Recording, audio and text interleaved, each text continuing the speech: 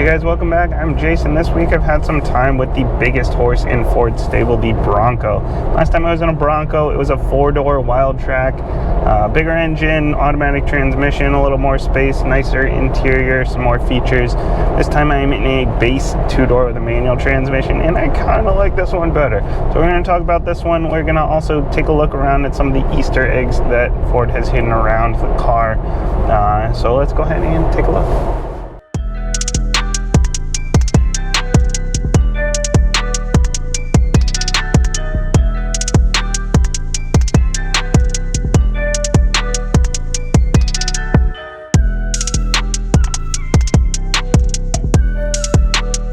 First off, here we have the 7-speed gear rag manual transmission in this one. It's 6 speeds with a crawler gear, so most of the time when you're on paved roads doing your daily drive, your mall crawling, whatever it is you're going to do with this, most of the time it's a 6-speed.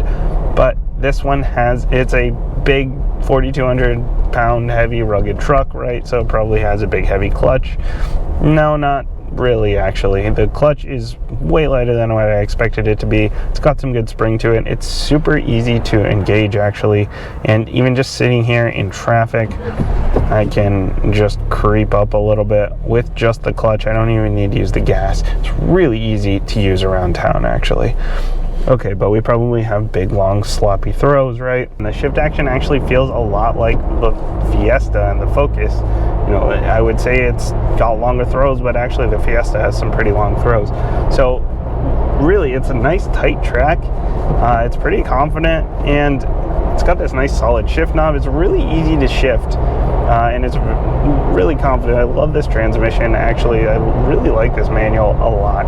And in this one, we're mated to the 2.3 liter engine because you can only get the manual with the base engine. So that's 275 horsepower, 315 pound-feet of torque. It is a 4-cylinder, and you can actually bump those power numbers up a little bit to 300 horsepower and 325 pound-feet of torque if you want to run premium gasoline. Honestly, it's fine around town. I haven't really found myself lacking for power here.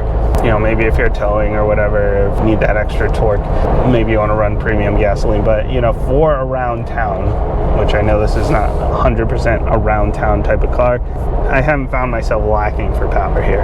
Okay, well, ride quality probably sucks, right? Well, not too bad, actually, considering we're pretty high up off the ground. This thing is sort of off-road leaning, and it's got these big 35-inch mud tires on it. Ride quality is really not that bad. You know, I'm perfectly comfortable doing my daily drive in this thing.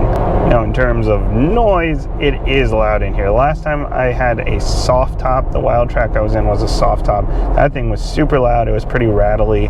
This one is a hard top. This one is not as rattly at all. I haven't heard any rattles in this one, and it supposedly has some extra insulation on it, but this one is still loud. I couldn't record this on the highway because it's that loud. But you know, the top comes off, the doors come off. Can't expect a whole lot of sound insulation. Actually, as I'm on a little bit of stop and go here, this one has the auto start stop thing going on. There is a button to turn that off if you'd like, and also through some of the different modes that'll just automatically be off.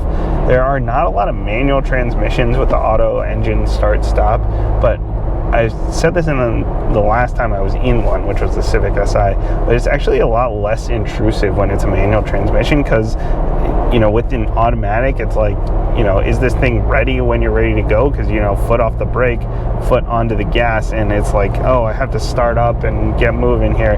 But with a manual, it's, you know, as soon as you hit the clutch, it sparks back up, and so it's just ready to go. Now those modes, it has the GOAT modes here that goes over all terrain modes. I spend most of my time between normal and sport mode. We've only got a handful of modes in this one because it is base, but once you go through some of the other trim levels, you gain a few different modes, the rock crawling, the Baja, a few other things there. This one just has the normal, the sport, the eco, and the slippery.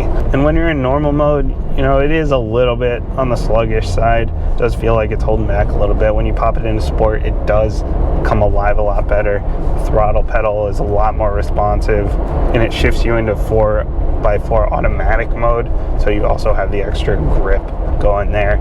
That 4x4 automatic is part of the Sasquatch package. Otherwise, you just have the 2 high, 4 high, 4 low. You do get the hill descent assist as long as you're in the manual transmission, no matter what, you get that. We don't have blind spot monitoring. We do have a backup camera because that is required here in the US, and the backup camera works just fine. You do have to upgrade if you want the blind spot monitoring, but we have these big giant mirrors with the little picture-in-picture thing going on that Ford likes to do, and so visibility out the sides really isn't too bad. Visibility out the back is a little bit rough. Window's a little small. There's a lot of stuff in the way between the tire and the headrests and everything. You could probably pop the headrests off and get a little bit better visibility back there though. Yeah, but overall this thing around town is actually surprisingly not bad at all. It does take a little while to warm up. That's one thing to note though. There is an engine block heater option that you can check off. You can get that for like $100 when you're ordering yours. Might be worth it on the colder days. It really does take quite a while to warm up.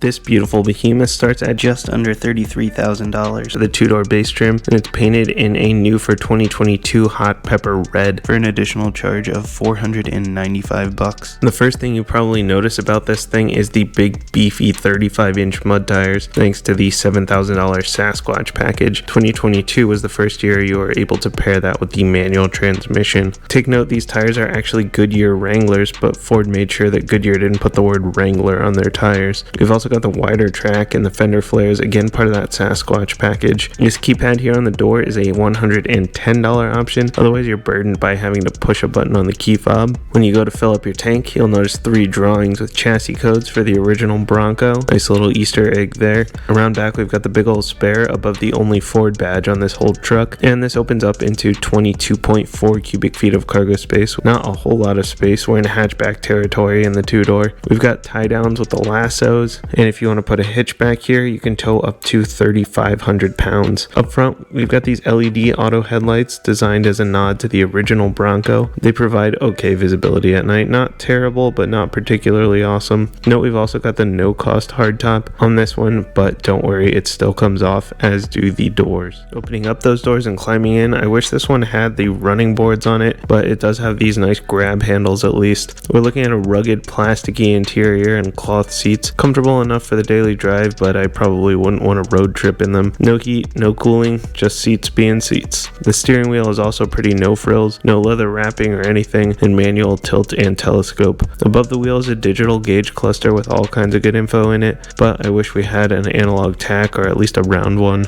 especially when paired with the manual transmission. Off to the left, we're looking at an electronic parking brake, out of sight and sometimes out of mind. I wish we had a manual handbrake ideally, or at least a more prominent button, especially with the manual transmission. I do like that they put pull on it because I never know whether to push or pull with an electronic parking brake, and the removable doors have minimal space, just this net. On the other side of the wheel, we've got this GoPro mount for filming your off-road adventures or your mall crawling or whatever it is you plan to do with this truck. The Sasquatch package means we have locking differentials, so we've got buttons here for those as well. 8-inch infotainment, simple, smooth, easy, big clear buttons. Nothing particularly groundbreaking, but works just fine. Android Auto and Apple CarPlay are both wireless here, even in the base trim, which is a nice touch. GOAT modes, or goes over all terrain modes, are controlled by turning this wheel. That will also adjust your 4x4 setup, but you can also manually control the transfer case if you'd like. This hill descent feature is on the manual transmission only. Cup holders behind the long shifter are out of the way unless you've got something giant in them. And over above the passenger seat, we've got some mountains over here with the coordinates of the King of Hammers race, where Ford did some of the shakedown testing. Another nice little Easter egg. The back seats are a little tight at 35.7 inches of legroom. We lose about half an inch from the 4-door to the 2-door. Car seats do fit back here, but they're definitely a pain to get in, and it's an even bigger pain strapping the kids into them. Definitely get the 4-door if you're planning on putting kids back there. This Bronco may not be quite as well equipped as the last one I drove, but this one makes a little more sense in my mind. No matter what trim level you get, you've got a loud cabin and a somewhat rough ride, as well as plastic materials. The rugged look and feel is just a bit incongruous in some of the upper trims and when you start adding on packages, but this one is bare bones, equipped with only what you need, and the manual transmission is excellent. At a starting price of $33,000, it's affordable for what it is. It's surprisingly livable even around town, and it looks pretty badass.